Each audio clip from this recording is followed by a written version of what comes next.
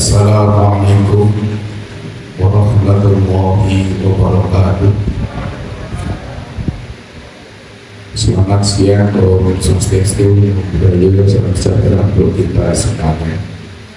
Alhamdulillahirabbil alamin.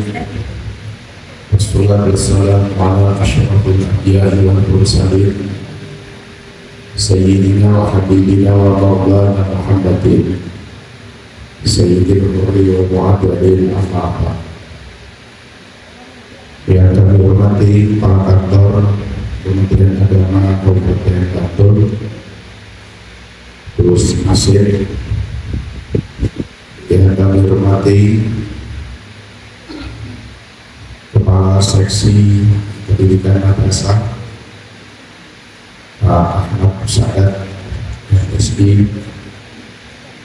Yang kami hormati Ibu Pengawas Madrasah Bu Raja Ini pilihan dari MPD. Yang kami hormati Kepala Madrasah Aliyah Negeri 2 Kabupaten Bantul Bu Raja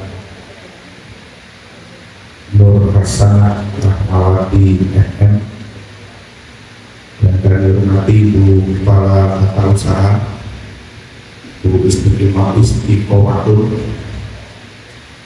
Yang kami hormati pengurus komite madrasah Pak Haji Sugito dan kawan-kawan. Yang kami hormati seluruh guru dan tenaga pendidikan Madrasah Aliyah Negeri 2 Bantul. Puji syukur kita aturkan kehadirat Allah Subhanahu wa Ta'ala atas segala limpahan rahmat dan hidayahnya pada kita semuanya.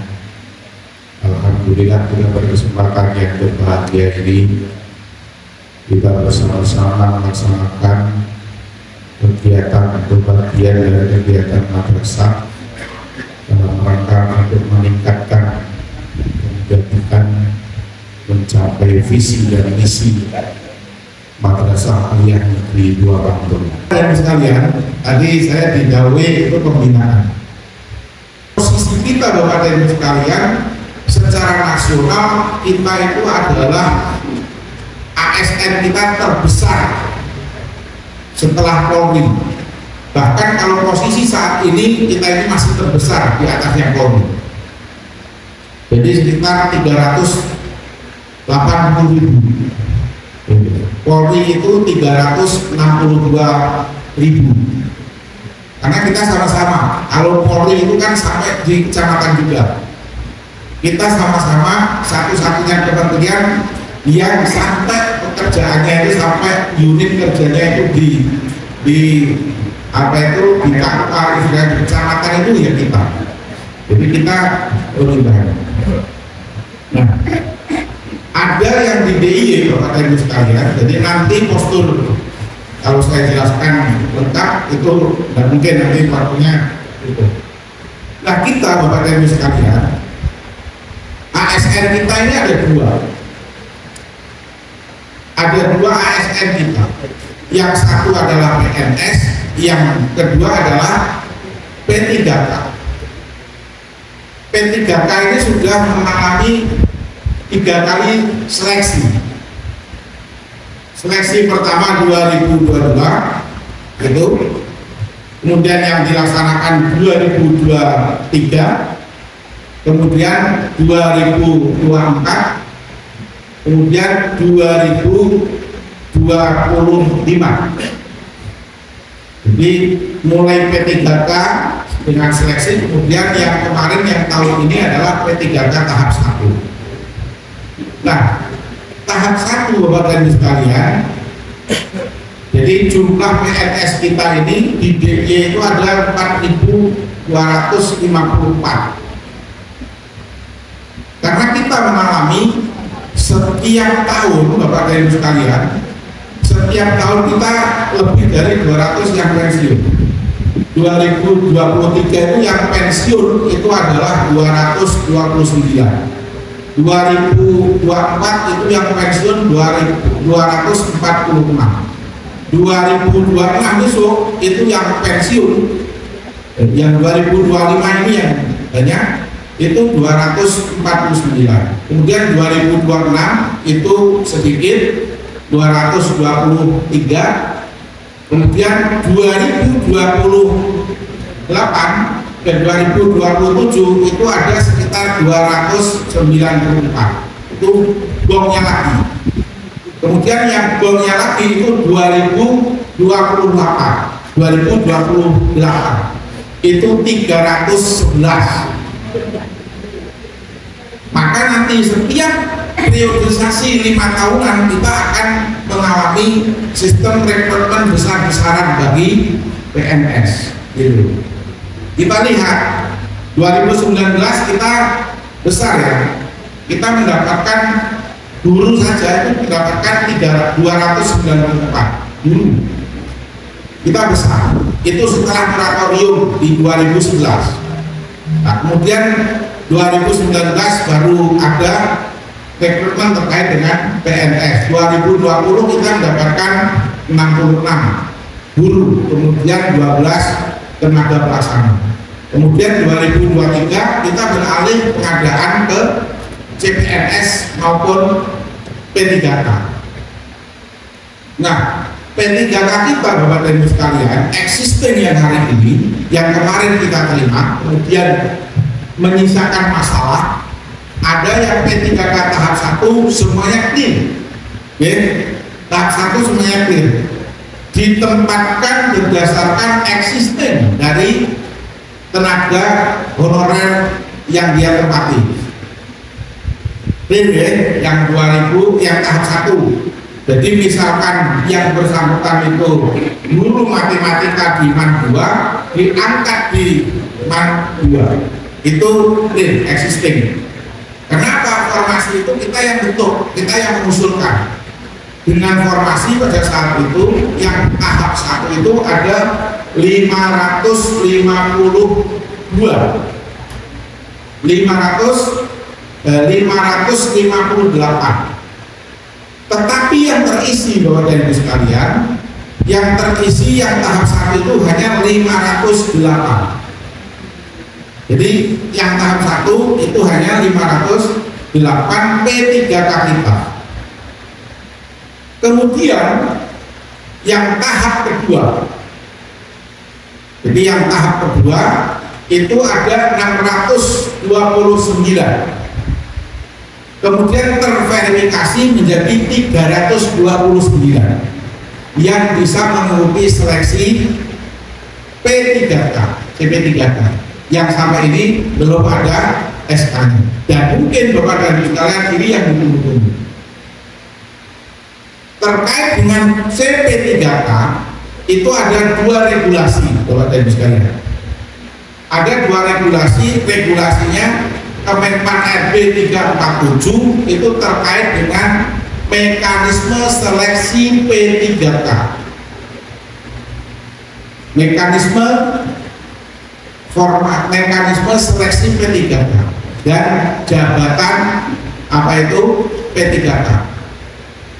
Yang kemudian Bapak dan Ibu sekalian, ternyata dari P3K 2022 23, 24 itu tidak menyelesaikan masalah.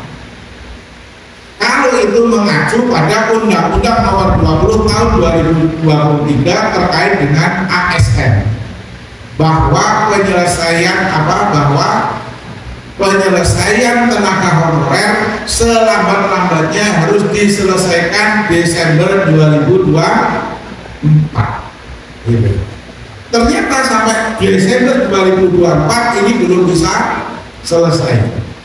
Akhirnya muncul Permenpan RB nomor 15/2025 itu di Februari terkait dengan formasi tambahan dan mekanisme seleksi CP3K tahun CP3 tenaga honorer dan pengolahan hasil P3 seleksi P3K, pengolahan hasil P3K ini digarisbawahi.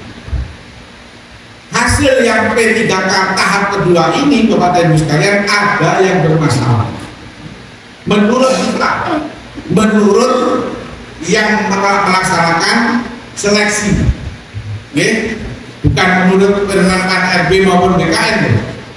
Menurut Permenpan RB BKN itu sudah clear, karena itu sudah ada Permenpan RB nomor 15, itu pasal-pasalnya sampai 13, sampai ke 13 dan sebagainya.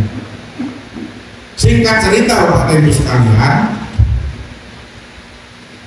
kemudian di sini ada yang ketiga kan, yang tahap kedua. Ada yang ketiga kan, tahap kedua. Nah, ternyata masih banyak Bapak dan Ibu sekalian.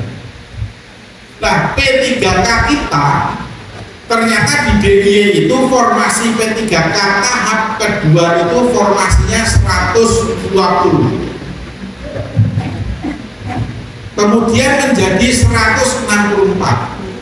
Kenapa? Karena ada sisa formasi yang tahap 1 itu yang belum terisi, kemudian digabungkan menjadi formasi P3K tahap kedua menjadi 164 formasi. Ternyata Bapak dan Ibu sekalian, tadi yang mendaftar berapa? 329 memperebutkan berapa? 164. Ada potensi yang tidak lulus, gitu? Ada potensi yang tidak lulus. Nah, ada potensi yang tidak lulus. Kalau potensi yang tidak lulus gimana? Nah itu.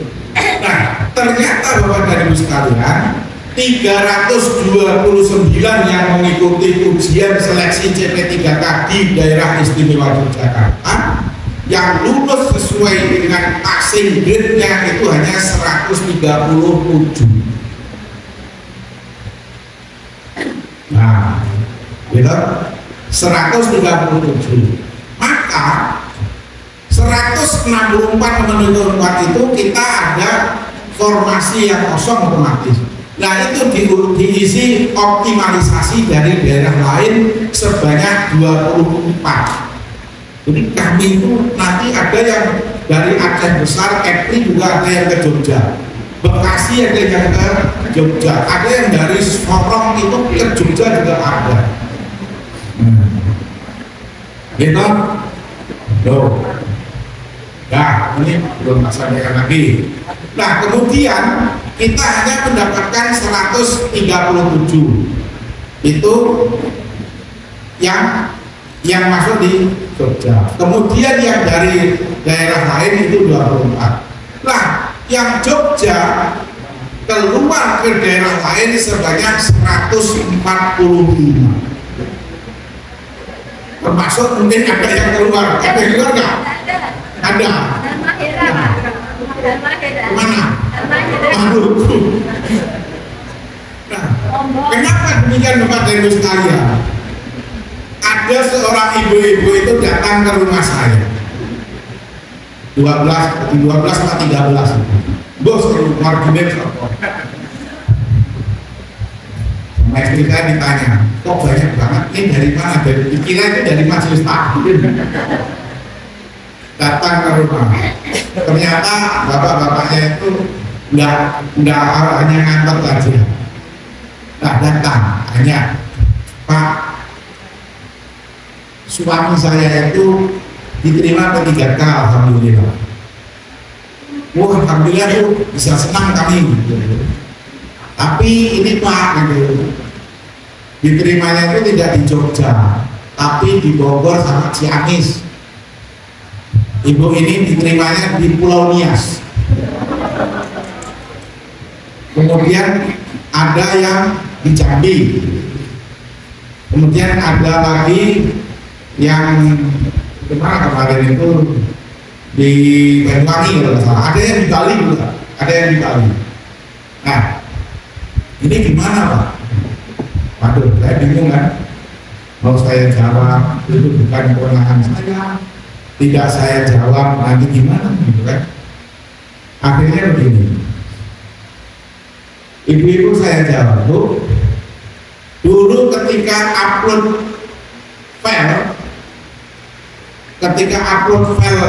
data itu, ibu menandatangani tidak terkait surat pernyataan apabila diterima sanggup ditempatkan di seluruh wilayah negara kesatuan Republik Indonesia. Sanggup, ibu menandatangani kan? Maksudnya Indonesia Bantul ya Pak. Nah, ternyata Bapak dan Ibu sekalian, kebiasaan kita menandatangani itu hanya sifatnya formalitas. Tapi menurut Permenpan RB nomor 15 ini bahwa pengolahan hasil seleksi CP3K itu diserahkan pada Badan Kepegawaian Negara. Jadi dengan menandatangani itu sebenarnya tidak ada persoalan, sudah clear. Wes bojoku arep ditempatin yang di wae rela saya dulu. Ternyata mereka itu itu formalitas. Oh tidak, itu amanat Kemenpan RB itu nomor 15 bahwa surat pernyataan itu sudah clear, sebenarnya tidak ada persoalan. Nah kok jenengan garwane jenengan mau ditempatkan di Aceh Besar kok ya belum jenengan kita ada tangan. Nah tak pikir itu tidak seperti itu Pak gitu kan. Tak pikir hanya di Gunung Kidul atau di mana itu. Nah itu sudah ada regulasinya. Nah kemudian ribut kan Pak, sudah pengumuman malamnya itu saya nggak bisa tidur, gue itu serang terus itu. Gimana ini Pak Kapten kok suami kami itu kan setiap hari ketemu Pak Kabak gitu. Kok ini ditempatkan di Sorong Pak gitu. Mungkin dia yang nyuruh suaminya itu suruh WA saya sendiri. Akhirnya apa? Kami kan susah karena ini kewenangannya secara regulasi sudah clear Bapak Ibu sekalian. Kemenpan RB BKN itu melaksanakan Undang-Undang Nomor 20 Tahun 2023. Kalau ini tidak diselesaikan, yang bermasalah siapa Pak? Presiden. Kalau semuanya nggak diangkat, nggak diselesaikan, itu yang bermasalah Presiden. Karena melanggar undang-undang mestinya harus diselesaikan di akhir 2024, ini akan berlanjut terus. Oleh karena itu, di dalam formasi yang sudah ada, pokoknya seperti diisi dulu. Gitu. Semuanya formasi itu diisi. Nah kemudian nanti seperti apa? Masalah nanti seperti apa, kami sampai saat ini belum ada jawaban. Tetapi yang saya sampaikan bahwa regulasinya, tahapan-tahapannya itu dilaksanakan. Jadi sampai tanggal 31 Juli itu pengisian daftar riwayat hidup. Karena di sini Bapak dan Ibu sekalian itu ada yang namanya R2, ada R3, ada R4. Jadi yang masuk di pangkalan data BKN harus diselesaikan sampai akhir 2024.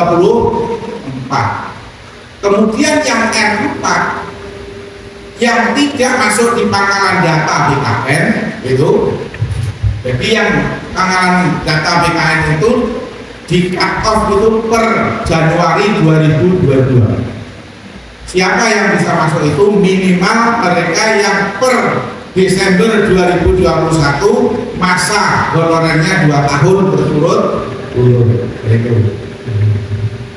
Saya mengalami masa sulit Bapak dan Ibu sekalian di Kabak Teo ini, karena mengawal kebijakan itu dan kebijakan di formasi ini kadang ada yang bisa, ada yang tidak. Satu, terkait dengan penyuluh agama itu ada kualifikasinya, ada yang pendidikan, ada yang non pendidikan. Yang pendidikan tidak boleh diangkat, padahal banyak sekali penyuluh yang basicnya itu basis ijazahnya pendidikan, artinya tarbiyah, misalkan tarbiyah. Kemudian ada yang tarbiyah bahasa Arab, ada yang manajemen pendidikan dan sebagainya, itu tidak boleh. Itu harus dikeluarkan. Nah kemudian gimana? Akhirnya kami membuat inisiasi dan mengusulkan ke pusat supaya non pendidikan ini dialihkan ke arsiparis. Dan itu alhamdulillah disetujui dan itu dibuat sebuah kebijakan nasional. Itu. Nah ini terbesar lagi. Nah kemudian yang menjadi persoalan Bapak dan Ibu sekalian, yang kemudian kualifikasi yang tahap tahap 1 kemarin non pendidikan atau yang pendidikan itu juga tidak dipermasalahkan lagi. Seluruh penyuluh agama baik yang kualifikasi ijazahnya itu pendidikan maupun non pendidikan itu semuanya diangkat. Alhamdulillah. Selesai kan? Selesai. Nah, yang belum selesai ini Bapak Ibu sekalian. Yang penting Bapak Ibu sekalian supaya nanti tidak berlarut-larut ini mau saya ambil atau tidak. DRH diisi dulu. DRH daftar riwayat hidup diisi dulu. Nanti kalau mau mengundurkan diri, kalau itu NIK atau nomor induk pegawai nanti sudah diterima kok mundur, nanti akan mendapatkan sanksi 2 kali seleksi, tidak boleh mendaftar, tidak boleh mengikuti kalau NIK-nya itu sudah diterima. Tetapi kalau NIK sebelum diterimakan yang bersangkutan mengundurkan diri, nanti kena sanksinya hanya 1 kali seleksi, bukan 1 tahun atau 2 tahun, tapi 1 kali seleksi atau 2 kali seleksi. Nah nanti gimana? Kami kapan harus tahu bahwa NIK itu diterima atau belum? Nanti Bapak dan Ibu sekalian, saat DRH nanti terverifikasi di kepegawaian di kami di Kankerda Kabupaten Kota, semua DRH nanti akan kami verifikasi. Setelah kami verifikasi, nanti kan kami koordinasikan apakah di Kankerda Kabupaten Kota terkait data yang bersangkutan tenaga honorer tahap kedua sudah mengikuti semuanya. Kalau sudah mengikuti, nanti ada tahapan permintaan, usulan permintaan NIK. Nah, yang bersangkutan kalau masih mau mengambil formasi di Papua, kemudian di Halmahera, kemudian di Sulawesi dan sebagainya, kalau sampai mau pengusulan NIK kok itu belum berubah kebijakannya, silahkan mengundurkan diri. Tetapi kalau itu mau diambil, ya silahkan itu berlanjut. Nah, yang menjadi persoalan, Pak, kami nanti boleh nggak, misalnya ini saya ambil, kemudian nanti kami akan usul mutasi. Karena sampai hari ini Bapak dan Ibu sekalian, juknis terkait mutasi P3K itu belum ada. Juknis mutasi P3K itu belum ada. Oke, ini jelas. Jadi supaya nanti, wah, gampang besok baik itu mutasi. Juknis mutasi P3K belum ada. Kemudian redistribusi P3K itu hanya boleh itu bagi guru sama penyuluh. Guru istimewa. Karena Jogja pada saat itu karena banyak yang guru-guru itu tenaga honorernya itu di Manfaat Sleman, adanya di Ngawen. Kemudian ribut, aku gaji sama ini kok kan gitu. Nah kalau yang gaji mestinya di tempat SK yang sesuai dengan SK-nya. Tapi nanti ribut kan kemenang itu, aku sih gaji kemudian sih manfaat Sleman. Nah ini kantor ini lagi, ini gimana Pak? Udah gini aja, saya kemudian undang kasih itu Pak, misalnya ayo dirembuk bareng-bareng, wes pokoknya saling merelakan sementara waktu itu 2 jam atau 6 jam kan minimal itu 6 jam di tempat satker awal honorernya, kemudian 18 jamnya nanti berada di sana, atau 2 hari di Ngawen, 3 harinya di Sleman. Tetapi ini tidak efektif ternyata.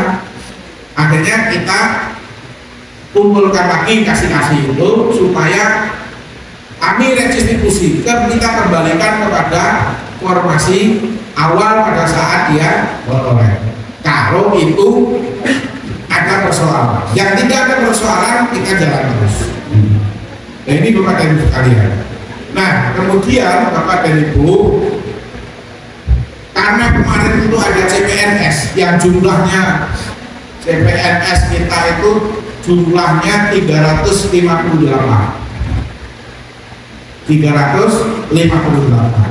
Formasinya itu ada 366. Kenapa demikian? Karena ada 8 formasi yang tidak terisi, itu adalah formasi disabilitas, bukan disabilitas.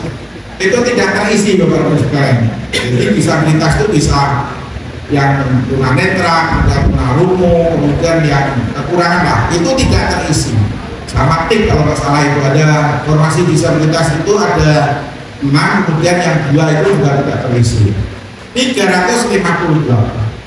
Ada CPNS Bapak dan Ibu sekalian. Ternyata CPNS ini formasinya tidak sesuai dengan usulan kami. Jadi usulan kami dengan CPNS yang keluar itu tidak sesuai formasinya.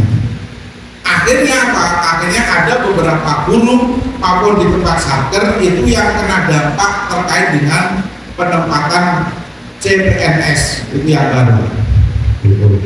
Kalau ada mutasi kemarin itu ada yang dampak dari CPNS, ada yang memang kita dengan Pak Kabin itu ada yang memang benar-benar kita butuhkan di tempat yang lain. Nah ini Bapak dan Ibu sekalian supaya kita tahu ini, Kemudian terkait dengan rotasi mutasi itu hal biasa Bapak dan Ibu sekalian di kalangan guru. Sekarang sudah biasa. Sejak kami menerapkan rotasi mutasi guru itu ada 3 hal. Ada yang bersifat itu kebijakan, ada yang bersifat itu APS, ada yang bersifat terpaksa. Yang terpaksa itu yang seperti karena ada CPNS dan sebagainya, itu kan mau tidak mau CPNS itu kayak aja. Karena apa? SK CPNS itu nggak boleh kembalikan ke BKN, Pak, itu nggak sesuai, itu nggak bisa. Kita akhirnya itu merotasi pada yang senior. Kadang CPNS itu kadang dibundel cahayanya tapi sok desel-desel kan gitu. Tapi ini kenyataan kita Bapak Ibu sekalian. Jadi ini memang harus mau tidak mau rotasi kita lakukan. APS itu atas permintaan sendiri. Ada Bapak dan Ibu yang memang itu keberatan karena itu mungkin ada alasan sakit, ada alasan terlalu jarak yang jauh dan sebagainya, itu bisa dilakukan rotasi atau mutasi. Nah kemudian yang kemarin misalkan hasil dampak dari rotasi mutasi itu juga ada. Jadi mutasi jaraknya itu hanya 21 kilo, protes Pak, saya keberatan Pak, ini terlalu jauh. Karena apa? Rumah saya itu di Wonokromo, kami dimutasi ke Man 2 Sleman misalnya. Itu terlalu jauh karena apa? Selama ini dia ngajarnya hanya di Man 3 Wonokromo. Kalau dipindah ke sana kan jadi jauhan, itu namanya kenyamanan itu membuktikan bahwa memang harus tetap mereka itu tetap mengandoni. Nah, ada yang jaraknya itu 41 kilo. 41 kilo dari Klaten, Pak. Dari Klaten tugasnya itu di Man 6 Kulon Progo.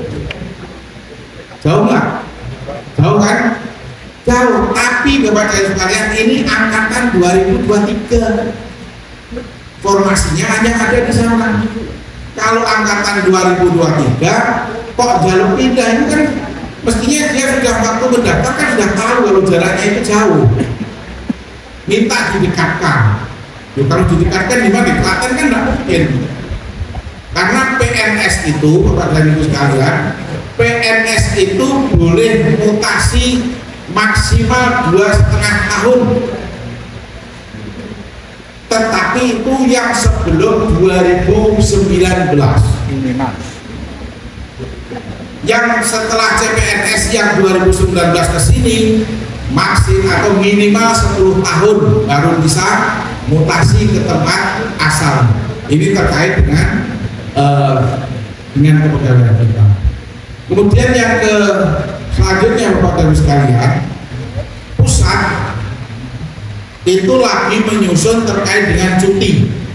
Ini cutinya PNS dengan cutinya P3K itu beda Bapak dan Ibu sekalian. Ini di kepegawaian isinya.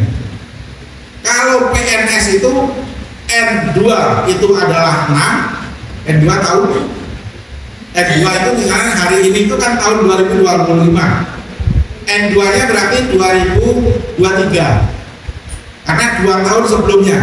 N2 itu adalah 2 tahun sebelum ini, mungkin belum pernah mendapatkan. Nah, N2 itu 2023 kok panjenengan nggak ambil cuti, itu berarti masih sisa 6. Kemudian N1 itu 1 tahun sebelumnya, sebelum tahun 2025 kok nggak ambil, berarti jenengan punya saldo berapa? 6. Kemudian kalau tahun berjalan kita punya saldo berapa? 12. Nah, berarti kalau jenengan N2 sama N1 tidak mengambil, berarti jenengan punya saldo 24 hari kerja. Gitu. Pena toh? PNS itu pena. Belum nanti kalau ada libur bersama, ya toh, belum ada kebijakan libur dan sebagainya. Nah, ini harus dipahami. Besok biasanya kepegawaian itu enggak, kalau minta persetujuan cuti itu ini waktu disetujui, kalau saya enggak, kalau saya dicek dulu di kepegawaian yang menangani terkait dengan administrasi cuti, gitu, supaya dia paham nanti itu. Nah, kalau P3K gimana? Kalau P3K itu masa cutinya cuma 3 hari, N1, N2 nya itu 3 hari kalau itu tidak diambil. Kemudian itu N1 nya itu 6 hari. Apa kok N1? Apa cuti tahun berjalan gitu. Jadi ini beda. Nah, nanti itu akan dihitung Bapak dan Ibu sekalian. Ini supaya kita tertib administrasi kepegawaian kita yang selama ini nggak paham. Ini belum paham Bapak dan Ibu sekalian. Karena apa? Ada beberapa pegawai Pak kok katanya N2 itu kalau nggak diambil gugur, enggak. Kalau ada yang mengatakan gitu Pak, katanya kalau N1, N2 itu kalau kita tidak mengambil itu gugur. Tidak, di kepegawaian kita mengatur N1 itu dari 12 atau N2 itu dari 12 turun menjadi 50%-nya gitu. Ini menguntungkan Bapak dan Ibu sekalian bagi kita semuanya. Oke. Ini yang terkait dengan kepegawaian kita. Kemudian Bapak dan Ibu sekalian, nanti tadi sudah saya sampaikan untuk gaji tahun 2026 nanti akan dihitung di Kanwil. Itu nanti ada istilahnya itu, kalau saya sampaikan itu dataku tanggung jawabku. Jadi nanti Bapak dan Ibu sekalian itu namanya ada PBDK. PBDK itu pengelola basis data kepegawaian. Itu yang nanti kami akan membuat honor bagi mereka karena itu tanggung jawabnya besar terkait dengan perubahan data dari panjenengan semuanya. Ada beberapa data yang itu memang harus divaliditas, jadi harus divalidasi terkait dengan data-data kita. Ada 12 data yang nanti masuk di apa itu AGW, istilahnya itu AGW tahu aplikasi gaji web. Nah, jadi kita nanti karena mau 2026 itu kita akan bersinergi gaji kita itu dengan AGW, aplikasi gaji web. Kalau itu ada kekurangan nama itu istilahnya misalnya muntolib nanti ada yang pakai TH, ada yang pakai tidak. Kalau itu pakai TH nanti tidak bisa sambung gitu. Jadi memang benar-benar itu titik, koma dan sebagainya. Kemarin itu ada yang namanya Roro. Raden Roro itu pakai R-nya itu pakai kecil.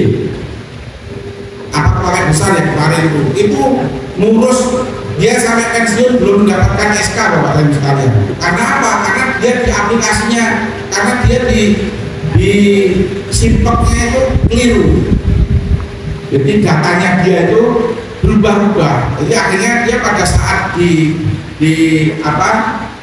waktu pensiun dia itu sudah nggak bisa nyetak nyetak SK pensiun nggak bisa. Karena ini akhirnya merubah itu 6 bulan Bapak dan sekalian. Jadi dia nggak gajian itu 6 bulan karena di taspen belum bisa diurus. Oke, terima kasih Bapak Ibu sekalian. Yang mohon maaf barangkali ini yang mungkin tidak bisa memuaskan karena ada beberapa yang itu jawaban itu ditunggu-tunggu terkait dengan P3K, kemudian terkait dengan PNS dan sebagainya. Tentu kami minta kerjasamanya bagi guru dan sebagainya. Kalau memang itu ada rotasi mutasi, silakan nanti kalau memang keberatan, memang benar-benar keberatan ya atur saja Pak Kabit, makasih karena maupun akan kemenang karena mereka yang tahu persis terkait dengan kondisi di lapangan. Oke, terima kasih. Kurang lebihnya mohon maaf. Assalamualaikum warahmatullahi wabarakatuh.